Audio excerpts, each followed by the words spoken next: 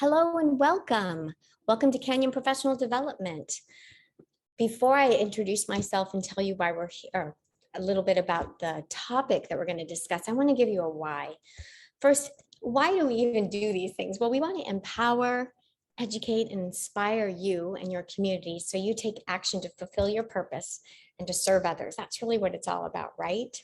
So I wanted to get excited about what we're going to be talking about today. I like to call it the powerful pen, increasing critical thinking skills, writing across the content areas. And I want to tell you a little bit about me and why this topic is so near and dear to my heart. But before I do, I want to give you some expectations and norms for all of us. So take a breath and let's look. Let's all have an open mind. We're going to challenge you today to really challenge your thinking, to think outside the box.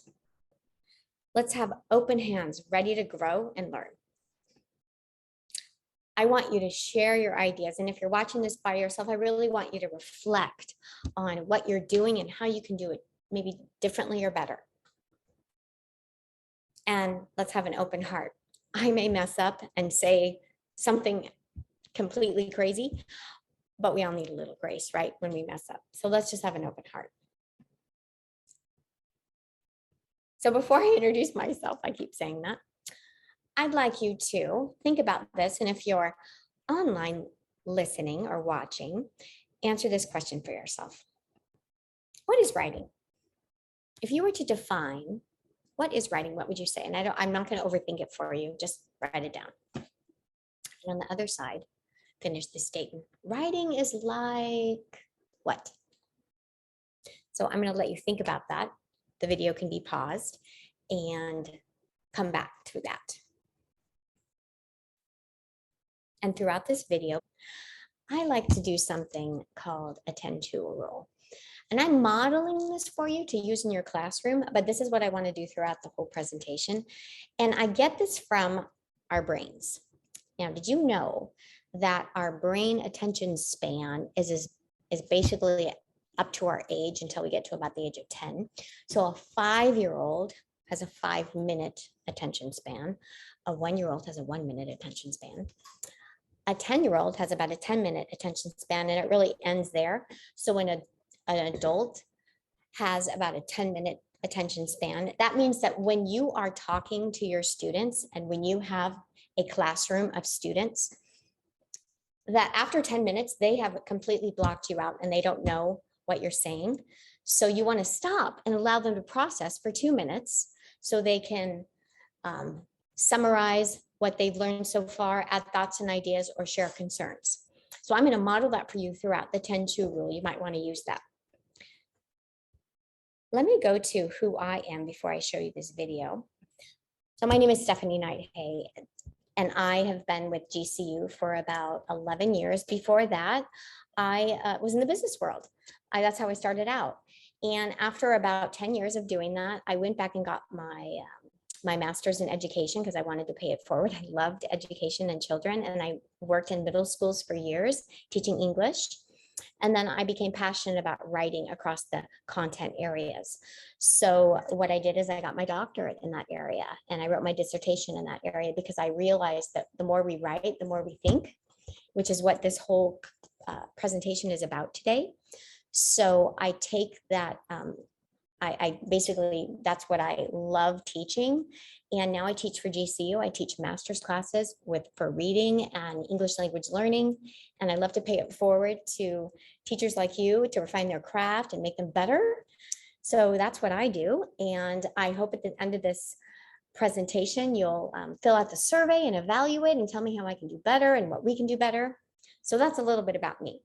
So let's go through this video I want to show you of why writing improves thinking and why this matters for your students. So I'm going to, when this is finished, we'll come back and talk. I'm going to talk a little bit about how to use writing and why you should use writing to improve your thinking. So I would credit much of the success I've had, to whatever extent I've had success, to learning how to write and to practicing writing. And the reason for that is that without writing, it's very hard to freeze your thinking on paper so that you can sharpen it, so that you can see where for instance, you're using words that aren't well defined, where you're saying things that don't need to be said. All of this will help everything else. I remember in college, for instance, when I took a class with John McPhee, an incredibly gifted writer and teacher, all of my grades in every other class went up because every extraneous bit of information that was hurting instead of helping me was taken out. So to sharpen the saw, a couple of different approaches. Number one is write anything whatsoever, stream of consciousness, essay, doesn't really matter. Let's just call it 1 to 3 pages, something along the lines of morning pages. And Julia Cameron, The Artist's Way, popularized this. And there are a number of folks like Brian Koppelman, very well-known writer, screenwriter, co-creator of the show Billions, swears by morning pages. So that is an easy way to ease into the practice of just moving a pen. I recommend freehand so that you can see your thinking on paper. That accomplishes 2 things. Number one, it takes the anxieties and nebulous worries in your head, puts them down in a freeze frame so that you can kind of trap them in the printed form so you can get on with the rest of your day. The second thing it does is it allows you to see where you are sharp and where you are dull in your thinking. Now, if you are drafting, as I do, for instance, right now, once a week, writing, if you are looking for a proofreader, and you do need a proofreader, if you can't find a professional writer, because we can't all find professional writers, talk to friends who have any type of legal training. Or you could even hire a lawyer to do this, or a paralegal, someone with a law degree. They are trained to look at language very, very carefully, because in a dispute, in a negotiation, in a disagreement, arbitration, it's going to come down to the wording of contracts.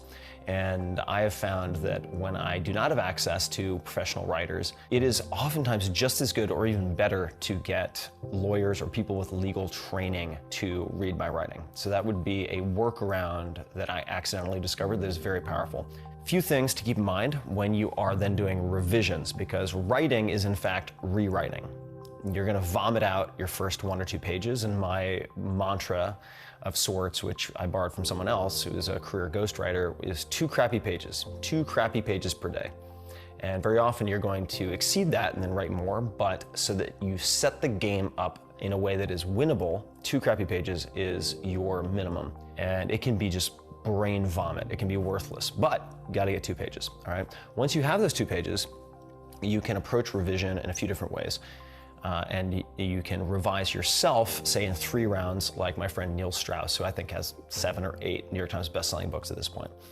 When he does his first edit, he edits for himself, all right? So he's editing just for his pleasure, for his enjoyment, for what he thinks is good. Then the second round of edits, he will edit for his fans, the people he thinks will really love this material. The third round is for the critics, the people who try to tear it apart, to find little niggly points that they could twist and so on. And that can be a helpful framework for revising. What I do with proofreaders, and you can do this also with people who are not trained writers at all, and in fact you should have some lay people, so to speak, people who are not writers as a craft. Very simply, what I will ask people to do is read and highlight anything. This could be in a Google Doc, a Word doc, on paper, that is confusing.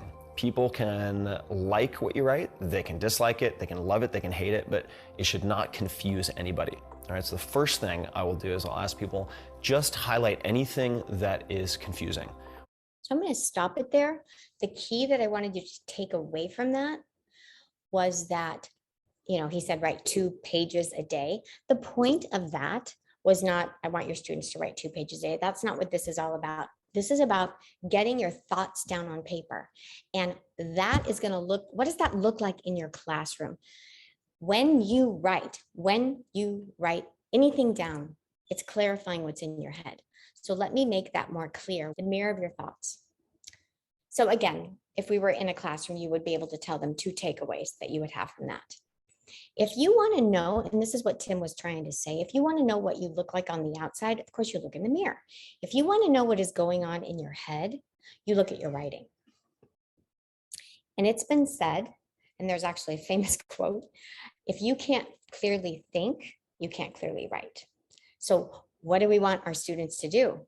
Adopt the use of writing in your class. It's going to sharpen your students' thinking. Yes, but how? We're getting there. So today, what do you hope to get out of today? Well, I'm going to teach you what not learning to write is. We did that in kindergarten, first grade. No, this is writing to learn. It's a processing. What is low stakes writing? Best use of it and inserting it throughout your class. What are types of low stakes writing? Let's pick some ideas to take with you. We want hands-on application, right? And what are you going to adopt? So why is writing important in the content areas?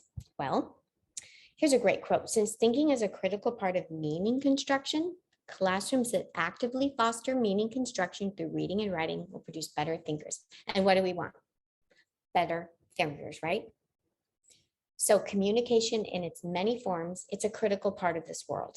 So let's have them show their thinking on paper so they can be better communicators. And a lot of you think, oh, but then I have to grade all that? No, and that's why you're here. I'm here today to guarantee you that I'm not going to give you more work today to grade. I'm going to give you more ways to sharpen your students' thinking, to have more engagement in your classroom, and for them to learn. And won't that be fun? So what's our task? To prepare our students for their successful places in the world. It presents the job of their dreams, their future relationships, their support groups, their authority figures to whom they will answer. What are your thoughts on that? Are you ready? So did you know this? This is a little fun fact. Have you ever said this? Well, I am a math teacher. I am not an English teacher. I am a PE teacher. I am not an English teacher. No, you're an educator of minds. Remember the word of education, the root word of education, if you're into Latin, means drawing out. Now, what do we usually think of when we think of education? Well, stuff. Let's stuff as much information in our students' head as possible. No, we want to draw out from them, right? We want them to process what they've learned, what we've taught them in a 10-tube format, and then think about it and apply it, right? So I'm going to give you some fun true or false questions. Number one, writing in school is something you do to get a grade. Hopefully false. The main purpose of writing in school is to tell the teacher what the teacher already knows, not to explore a topic or idea. Writing provides diversionary busy work or a time filler, so the class is occupied. You will write an essay tonight. What? The central intellectual activity in school writing is to guess what the teacher wants, not to figure out what's worth saying or to say it most effectively. Successful school writing takes no chances with ideas, thereby avoiding the risk of saying something interesting, important, or thought-provoking, because we don't want any spelling errors, right?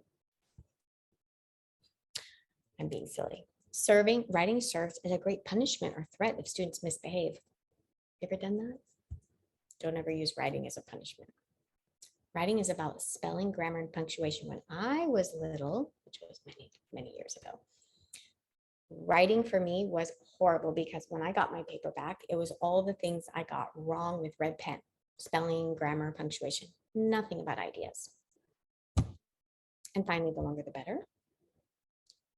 How long does it have to be, Miss Knight? As long as it needs to be.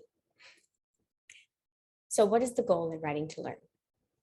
Helping all teachers in all content areas achieve goals by allowing students to think on paper. Why? It enhances communication skills. Do I need to sell you on this? It enhances the learning process. It enhances achievement levels. It enhances HOTS, higher order thinking skills. So we're all part of the process. Do you know how to do you like my selling, my advertising? Do you know how to get kids to learn to write well? Right. Do you know how to get kids to learn to read well? Read. The basic premise of process writing is all children, regardless of age, can write. The initial focus on creating quality content and learning the genres of writing. So now, intentional online writing. You all are online teachers, or maybe you're not. Maybe you're an in-person teacher, but if you're online, I teach a lot of online classes. I have to be creative. Can you create a community in your classroom? Yes, you can. You can stretch your students' understanding of content area. Are you getting excited? You can make interaction meaningful between you and your students. Are you getting excited? You can create engagement and excitement with content material. I'm getting excited. So right now, What have you learned so far? Let's process. Okay, I've been talking for probably over 10 minutes. So let's think about, reflect on what we've learned so far. Can you have this in your classroom where the students are constantly stopping and processing with a pen or keypad?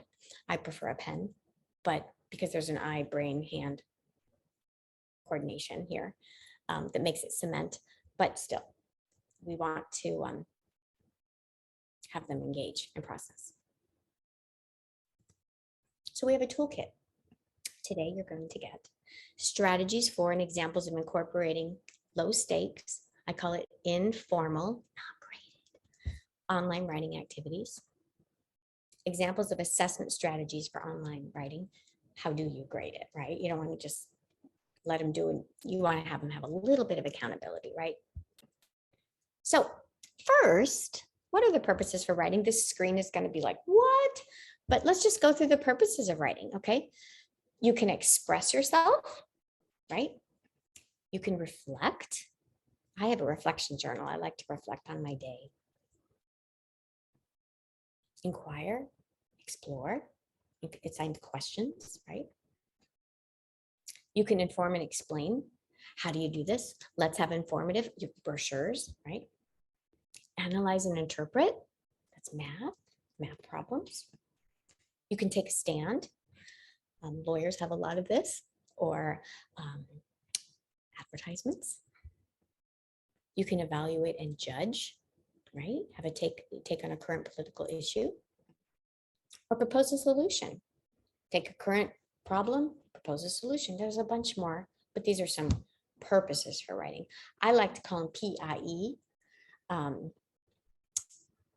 persuasive, informative, entertaining.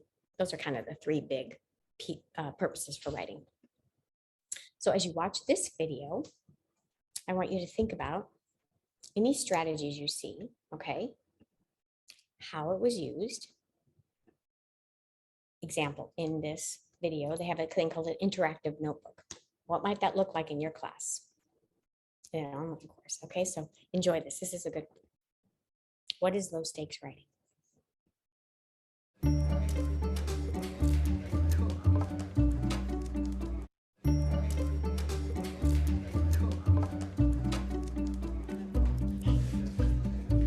So what I want you to do right now is in your notebook, write down at least one thing you know and one thing you don't, or one question you have.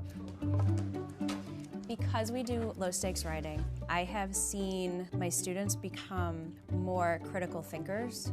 I've seen them become less afraid to make mistakes. They're pushing each other and themselves to think about things a little more deeply.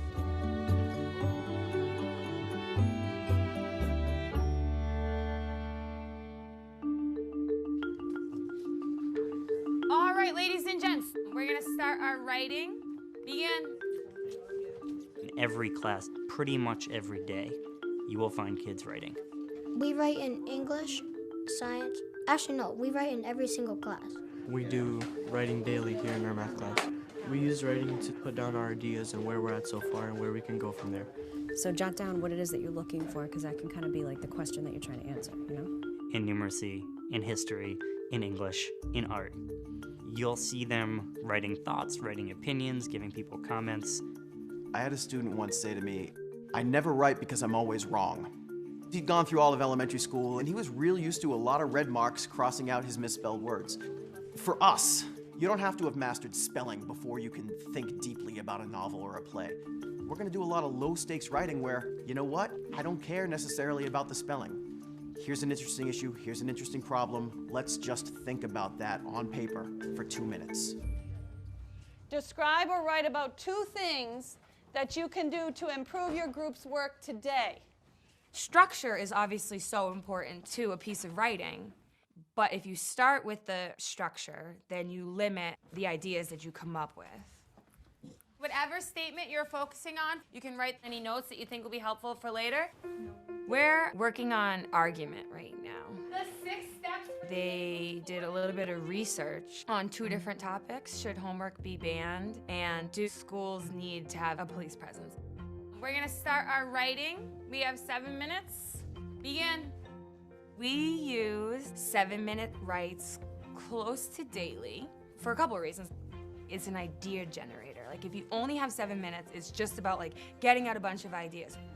I said I think that schools should be provided with cops only if they have a taser, handcuffs, and a club. It's definitely important to me that they're sharing it right away so that they can teach each other to be better writers. I wrote that I agree that we shouldn't have homework because we have other things to do at home. For example, since I translate, I am busy and my body gets really stressed. When I do the 7-minute write, which I really like because that gives me time to just like spill out all my thinking, and like I don't have time to stop and rethink. Your writing is not always going to be perfect. You just have to pour out all your thoughts at first and then refix it later. Don't forget to write down your observations. What do you see? What do you notice? In 7th grade science class, we'd use interactive notebooks. With the interactive notebook, they are essentially writing their own middle school textbook. And low stakes writing is integral to that notebook. As we go through the year, we do an input and an output. How many hydrogen, carbon, oxygen? And the input is generally class notes, which are very, very, very structured at the beginning of the year. And the output is always reflecting on it or doing your own version of it or doing diagrams to explain it. So on one side, it's in academic language, and on the other side, it is in their own language. It helps me like start to put stuff in my own words, not have to get help all the time, and then be independent. We've been learning about molecules and atoms and mass and stuff. So it's like you understand it yourself, so now you can explain it in your own words. For my revision, I said atoms make up everything that has mass in this world. Atoms does not make up energy. Love it. Atoms make up mass and build and like use it to build. The low stakes writing is part of the instruction itself. It's writing to learn, not to show what you already learned. You get a student-generated definition or a student-generated answer, which everyone in the class can then learn from. Wait, what did you write there thinking? Chemical bonds are so skinny and they hold mass. Low stakes writing is a way of valuing student voice and student ideas, and it has carryover into all different areas. It will foster better discussions. It will foster more thought. It will foster engagement of everyone in the room. Or parents might ask, why do we stay up so late? It's because of homework.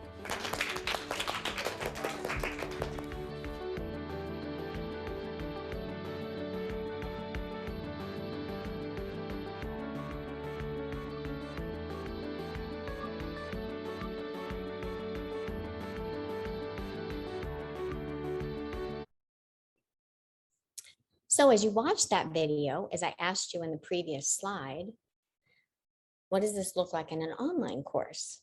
And hopefully you got from that it's not about the mechanics of the writing. It's about the thoughts in the student as they go through the day. They're recording what they're learning as they write. Isn't that cool? So assigning low stakes writing. Since it's informal and not necessarily graded, it allows students to practice processing their ideas, whether for reflection or preparation. Maybe it's preparation for something that's graded. Maybe they're just brainstorming on paper. In content areas, maybe you're checking for understanding. I have in my classroom, I have one way that I do this that for my physical students.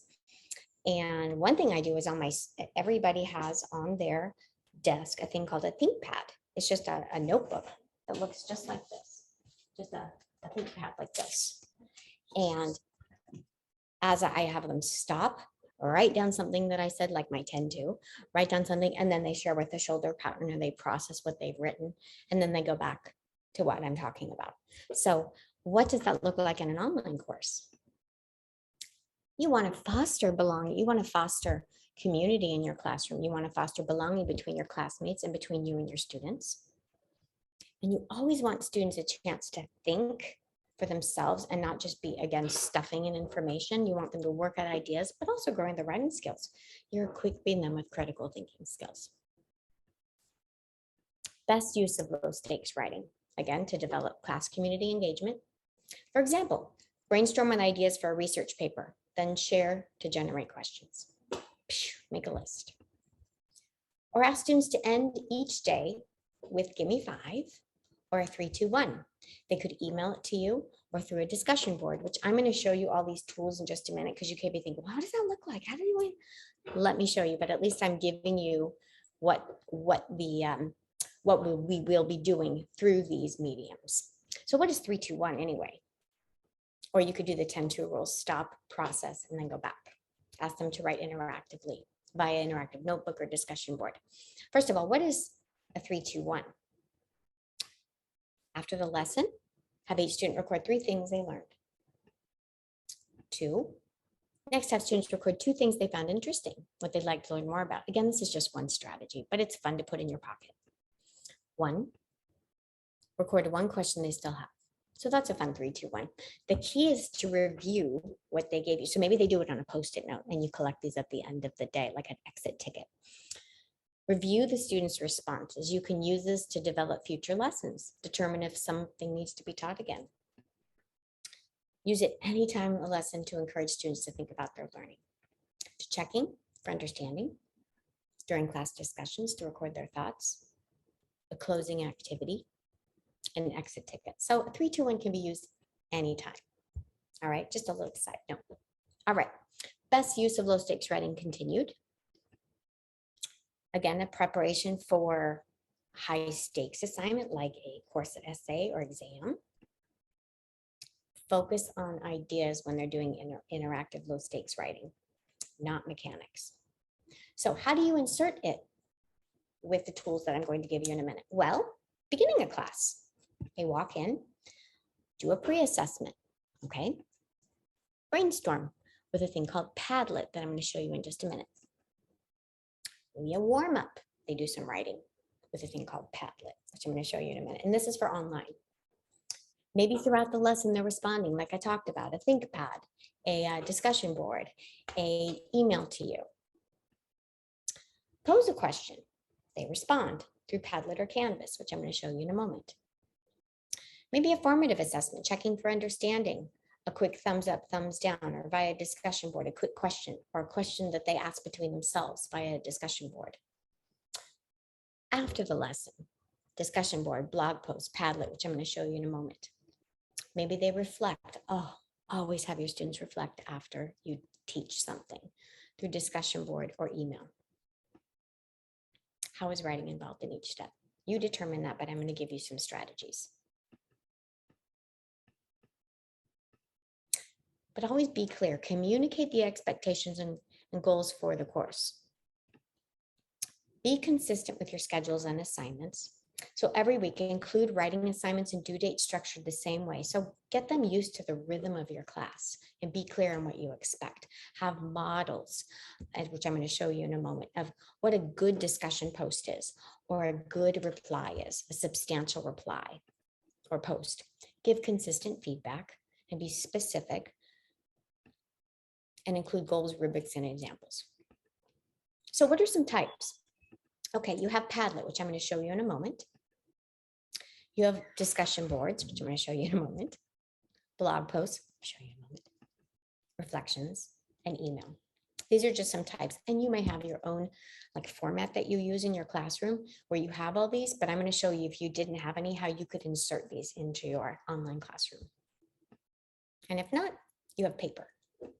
Okay, at the beginning of class, how about an equivalent of sticking Post-it notes on the wall for interaction? I love doing this. When my students would come into class, I would have a question on my whiteboard, and they would take their sticky notepad from their desk, and they would come up and go, boop, Post-it on the wall, and we'd have this plethora of Post-it notes, and we'd go through them all. It was so fun.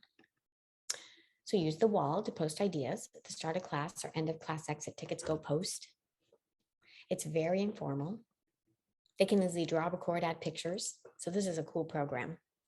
You can post the questions you want addressed and have students pick and choose which ones they respond to. I'm going to give you examples.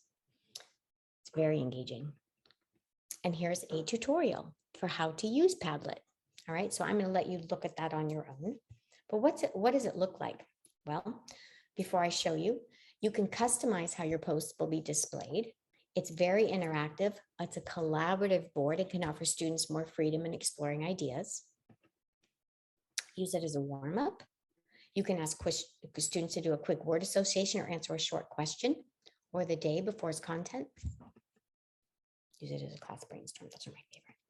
Okay, so allow students to see how others are thinking. Give them a sense of where they are. Identify any misunderstandings, which is what I love about quick little assessments. Make sure they know this writing won't be graded. Be very clear about that. It will free them up. So let me show you what this might look like. Here's a great Gatsby discussion questions, and you have your questions up here and people can respond. You have different Post-its. Again, I have a tutorial up for how you can use this or insert this into your format, but it's a lot of fun. And they can even do this as a flipped classroom. Go home and do this. Here's another option, responses from Matt, Maya, Jen. Responses to write for 5 minutes and include the phrase, a galaxy of longing. Isn't this great? People can see others' responses. So it's a really fun program to use to insert writing into your classroom. How will you use it? Let's practice the 10-2 rule. Let's reflect for a moment. Could you use something like this? Maybe you don't use Padlet, but think about the concept of using it, something that you already have. How could you use it in your classroom? Think about it. Low stakes. Throughout the class. Now we've talked about beginning of class. We've also talked about throughout, but let me be specific. That one was good for like a warm up, a brainstorm. Now, throughout the class, you can have the students stop often and have them write a response to a question, a 10-2. Perhaps a discussion board, which I'll show you in a moment, or a group question to discuss. So let's talk about discussion boards. What do these look like? And maybe you have this already in your online platform. I know I do, but if you don't, there's ways you can do it. First, you want to divide your students into small groups and give clear expectations about participation. Always front load your expectations. Don't just allow them to do whatever they want. Always give feedback and coaching to show what engagement looks like. Give students a purpose in what they're writing. Like for instance, compare, analyze, describe versus closed-ended questions. Here's a sample discussion. A discussion was formatted in 3 parts. Do Wednesday, Thursday, and Friday of each week. So you might have this ongoing, remember I said be consistent and respond to a prompt. See a sample in format. So remember, this is writing to learn processing. So here's a sample. You can set it up in Canvas. So here's a way to set this up. If you don't have access to one, you can set one up easily. So again, I've given you an option. Here's a sample. Everyone responds to original prompt by day 1. So you put up a prompt day 1, boom. Everyone responds to a few other students' responses by day 2. Show what a substantial reply looks like, okay? Everyone responds to at least X times, like 3 people between time A and B. So again, be clear. Everyone responds Y more times later between C and D. And then rotate to session later. So it takes the pressure off you, you rotate. So this is just a way to operate the board. You want to have rules in place. So group should be maybe around 5. So part 1, answer the week's prompts in 150 to 250 words. And I'm going to give you a formula to how to teach them how to use a post. Include a direct quote to support your idea. Do, boom. Part 2, after you posted, by Wednesday, respond to at least 1 of your classmates or 2, or however you set it up, adding evidence, strengthening arguments, due by here. Part 3, after reading, write a final response. So again, this is just a great way to set up your discussion rule. And they get so used to it. It's just awesome. And their writing gets so good. Generating a post. Here's a formula you can teach them, okay? Let's say you want to teach, now this is just a simple one, there's others, but here's one that I like, tag. Help them write better essays or posts with more than just the basic format, okay? T, turn the question into a statement, so they have to rewrite the question into a statement that would be like their thesis or their topic sentence. Then A, answer the question sentence 1, or you could have it be 2 or 3 sentences, however you want to set it up. And then G, give more detail, sentence 2. So tag it, tag it, tag it. Just a great little formula for them. This automatically is a 2-sentence response, but it's more than just having the kids respond with 2. You can have it be more than 2. I'm just saying if they're real elementary too. It forces them to give more detail, and it requires to go back into the text and find something else to say. Now, if you want to go more formal, MEAL is a great acronym. Every body paragraph needs to have this. So main idea, claim being made in the paragraph or the topic sentence is your M. Your E, evidence. So I like to have a topic sentence to say, this shows that, for example, and then you give evidence. So if you need help, they can always give them sentence stems or give them a sample of what it looks like. The explanation of how evidence you presented is their analysis.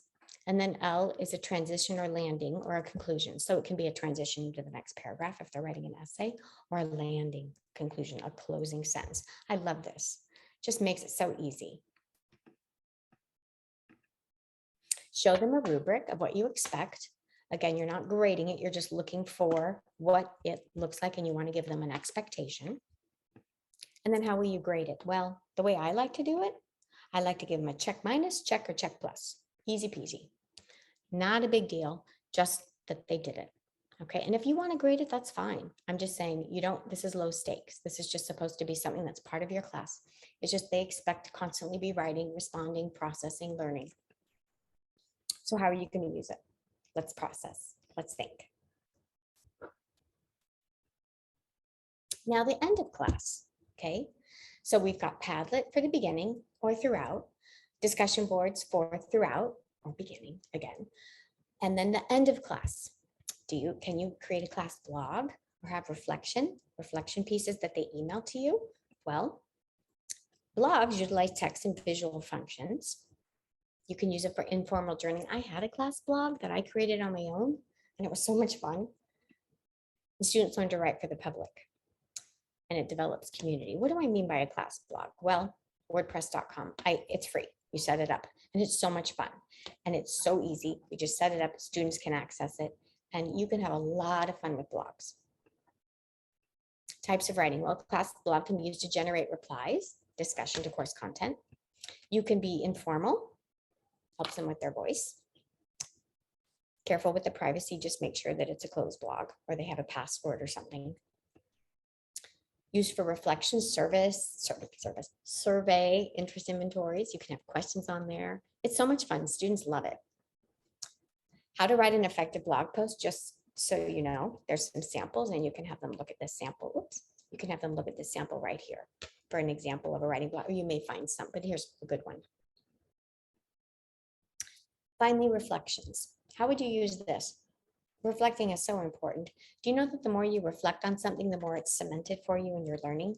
I do this with my family. We come at the end every day. We meet at five-ish here at the island of my kitchen, and my family, we just reflect on the day. We talk about our gratitude. We talk about what we learned, what we could have done better. It's a great way to kind of think about what happened in the day and what we learned. Beginning of class, reflect throughout your course to get to know your students. What do you hope to get out of this class? Long-term goals. Middle class, they can reflect. End of class. Daily 5, like I talked about, 3, 2, 1. Exit slips, have them email you or post on the discussion board or on the blog. Reflect. How will you use this, right? All right, so I'm going to give you a list of some ideas that you can use. Now, what I've given you today, the Padlet, the Canvas, the blogs, all those things, those aren't necessarily like you have to use those programs. I'm just saying, if you have a program like that, or you've done some research, or you're a tech person, has some ideas, use them. But this is just a way that you can incorporate writing into your classroom. These are some also paper ideas that you can incorporate. You can activate prior knowledge. And again, I'm just going to have these available to you. They're in ABC order. You can activate prior knowledge by having them write down something. Admit slip is like an entry ticket. You have a question. They get in by answering the question, a ticket of admission. Maybe they do that here, post it. A KWL, right? What do you know about this topic? You can have that as a way to insert writing. Exit slips, I talked about that. A ticket out the door. They have to write something that they've learned. Maybe it's a give me 5 things you've learned today, or something you're going to do different today, something you're going to remember for tomorrow. Free writing, just have them write for 5 minutes, set the timer, boom, write. done, or at the beginning of class, I want you to write anything you know about banana splits. I don't know. Whenever you have a free moment, have them write something. It's just a great way to process. And if they say, I don't know what to write about, if you have a timer in front of their head and they can see a 2-minute, they're going to be like, oh, no, 2 minutes. People love to be timed, and it forces them to think. A gist is just how they can write something in 20 words or less. Give me the gist. Interactive notebooks we just watched, and I talked about KWL. Learning logs, just basically logging what they've learned throughout. Having a one-word summary. Again, you're going to have access to all these, but they're just little ideas you can do. Silent seminar, sentence combining, startup, warm-up. I'm not going to go through them all. I like the summarizing as you go. What did we just learn about? Let's write down a few things you remember.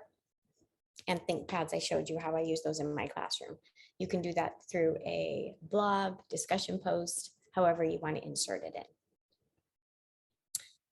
So it works. Writing in science, in math. Here's a quote: by allowing students to engage the material through writing rather than by listening to teachers, students can learn to know what it is to think like a mathematician or scientist, Mr. Conley said. Process writing. When presented with word problems in both math and science, students wrote the strategies they plan to use to solve them and the steps they took to solve them. Afterward, they wrote any question they had about the problems. Okay, in science. What about writing across the hidden curriculum? Bob used writing to learn strategies in all kinds of ways: to open class, to explore concepts during class, to summarize learning at the end of class, to anticipate reading for tomorrow's class. They swapped papers and responded in dialogue fashion. You can do that through discussion board. Use student writing to assess and promote understanding in science. Writing can provide significant clues to their thinking, even if it's bad writing. So hopefully we've covered writing to learn. What is low stakes writing? Best use of it and inserting it throughout your class. What are some types? And again, those programs are available to you. Pick some ideas to take with you. And what are you going to adopt? Hopefully you'll take some of these away, you'll use them, and they'll be successful for you. Again, here's my email if you want to contact me. And thank you so much for attending. I really wish Godspeed to you.